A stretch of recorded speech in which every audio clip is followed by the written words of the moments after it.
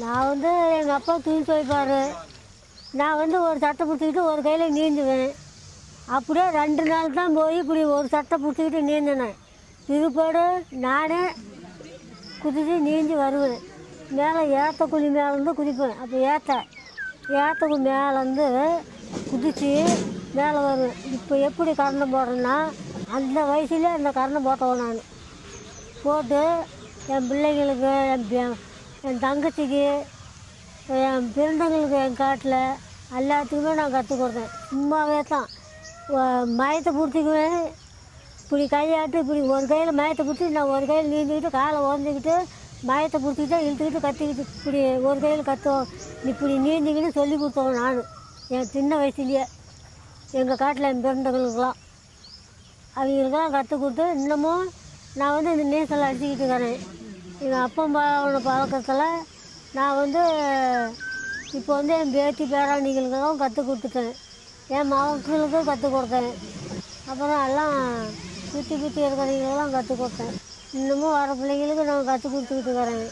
100 பிள்ளைங்களுக்கு மேலே நான் கற்றும் கொடுத்தேன். இன்னமும் கற்றுக் கொடுக்குறேன்.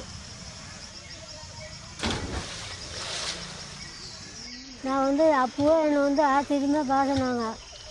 இந்த வயசுலேயே கற்றுக்கிட்டா பாரு அப்படின்னு என்னெல்லாம் என் காட்டிலே சிரிப்பாங்க அப்போ ஆரம்பத்தில். இப்போவும் நான் குதிக்கிறேன்.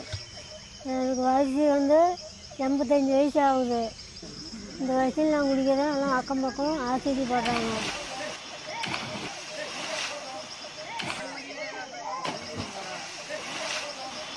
நான் வந்து ஆரம்பிச்சது இது வந்து எல்லாம் கற்று பழகுனது எல்லாம் முக்கியம்.